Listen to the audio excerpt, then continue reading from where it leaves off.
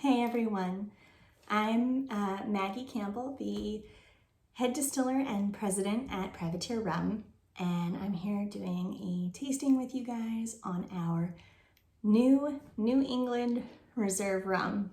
And this rum is a blend of 2 to 8-year-old rums.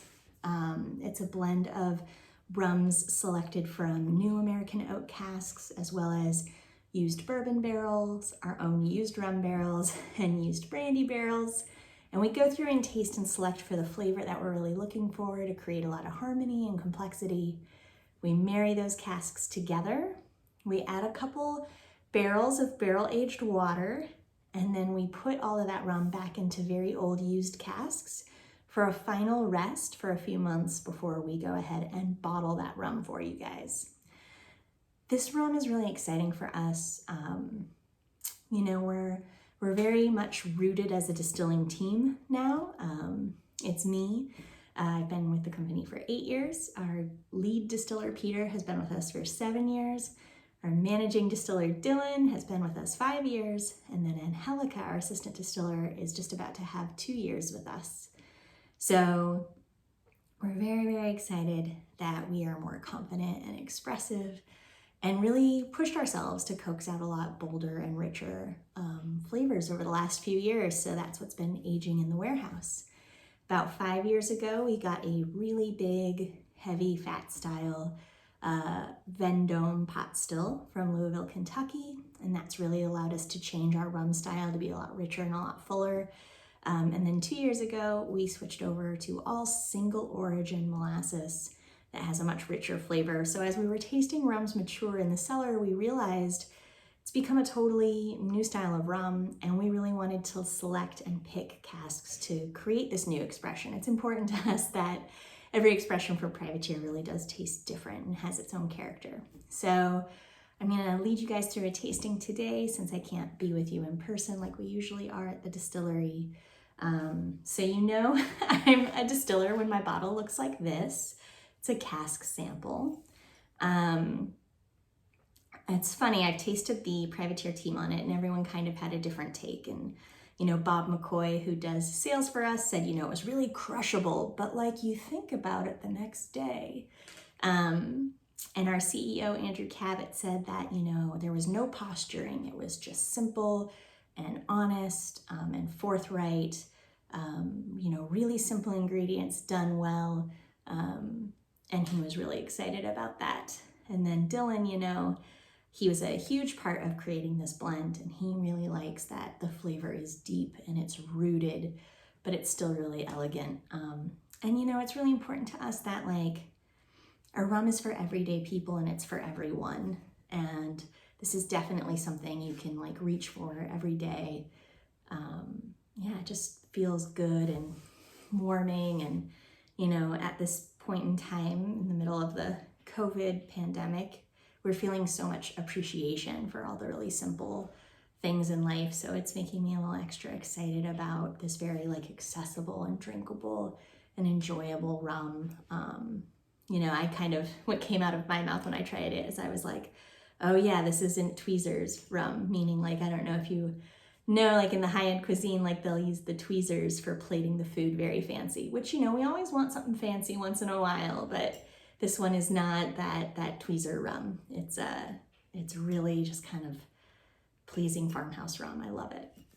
So it's got this gorgeous, very authentic medium amber hue to it. The sun is shining in through the window. It's lighting up my hand in this gorgeous amber hue. It's 90 proof, so 45% alcohol. So it can absolutely take some ice and get mixed with, but is really grabbable. And I can smell it from out here. It's got a lot of orange peel and lemon peel and cinnamon and nutmeg. Some dried fig and toasted hazelnut, a little toasted walnut, and even some fattier toasted macadamia, a little dried cherry, a little sour tanginess. Like, it's nice. It's like, it adds like a crispness to the sort of black vanilla bean, and like fresh seeds of like clove and the bark of cinnamon, not like candy cinnamon, like the dry side of those elements. A little bit of like singed hay and smokiness. And for me, it's evolving in the glass. As I come back to it, it's a little different. And that evolving in the glass is important to me. It's usually a sign of quality, and something that's kind of a little bit alive.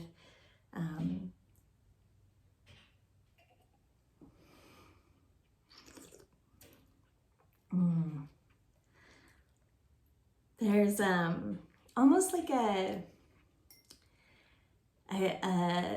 campfire sagebrush, almost like a s'mores thing, like that, the toasted wheat of a graham cracker and that little kind of singed brulee quality of a marshmallow and some dark cocoa. It's kind of got this s'mores thing, but it's not sweet. It's definitely like all of the earthier and savory, more savory elements of that.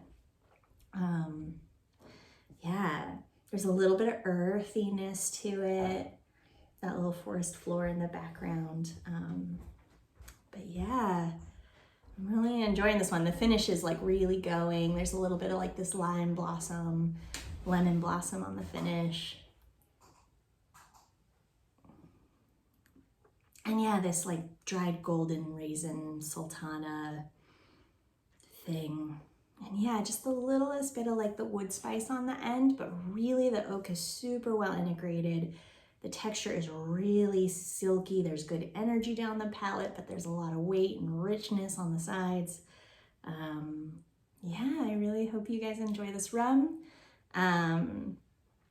Ooh, I'm excited. I'm gonna go play. I'm gonna make a little banana syrup, rum old fashioned, maybe, you know, my favorite, a little rum boulevardier, but I was kind of joking with Dylan earlier today that this would make a great rum highball. So just good ice and some club soda and a dash of bitters, and sit on the porch.